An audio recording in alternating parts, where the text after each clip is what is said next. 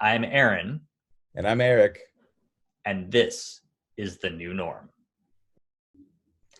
Hey everyone, like a lot of you out there, we are working for the weekend, but we're trying to find out what the weekend even means anymore. Back when I was going to an office every day, the weekend were the days that I didn't go into the office.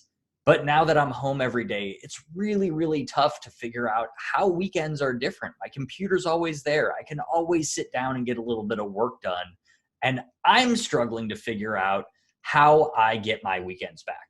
So in this episode, I'm going to be leaning on Eric to help understand that. He's been working at home for a long time, and while situations are different now, he no doubt has some great advice for us on how to make sure that your weekends stay weekends in the new norm.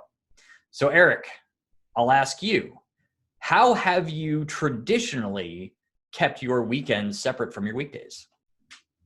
It's a great question. I think traditionally versus what I'm doing now is very different. So traditionally, I had an office outside of our bedroom. So in an effort to accommodate this new world that we're in and give the kids a little bit more space, I have moved out of my office into my master bedroom. My bed's about 15 feet that way. But traditionally, having an office and a place separate from my life, it was pretty easy to disconnect. I'm not an 8 to 5 person. Many of the people watching aren't 8 to 5 people. I would get an email on the iPhone and be able to determine, do I need to respond to this now?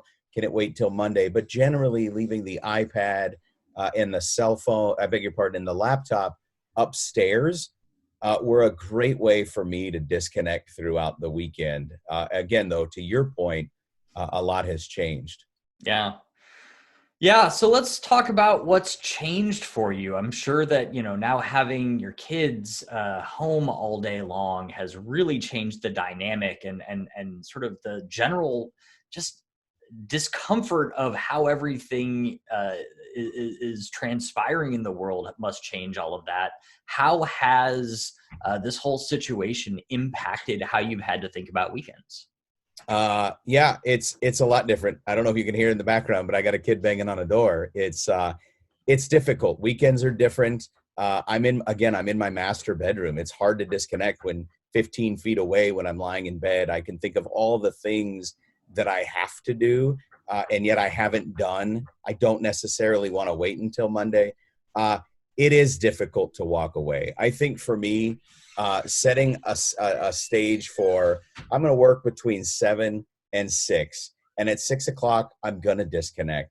I will tell you, the last 2 weekends have been difficult. My wife looked at me just the other day and said, "Hey, it's 9:30 at night. Do you need to be working?" But for me, and I'm trying, I don't know what you're doing, I'm trying to build a schedule where, unless it's an urgent email, I just disconnect. I have put a notepad by my bedside, so when I think of things, I can write them down to make sure that I don't forget to do them. Have you found anything yourself that's been helpful thus far? I think that my wife and I, we've sort of scoped out a number of projects, and that's been helpful because I think we're both people who like being productive. So having something that feels like we're doing something, whether it's cleaning the basement, I'm building a new workbench. We have stuff like that is moving something forward, and we sort of scope those for the weekends. So it takes us away from our day-to-day job, but still allows us to do something. And it's all stuff that we can get our daughter involved in, and she can kind of learn what we're doing and how to do that stuff as well. So that's been kind of helpful. I love it. I love Yeah. it. Well, obviously, we don't have a ton of answers on this. So as always, we would love to hear what you all are doing out there to keep your weekends weekends and figure out what weekends even mean anymore. So leave those ideas, comments, questions down in the comments of this video. We look forward to hearing them.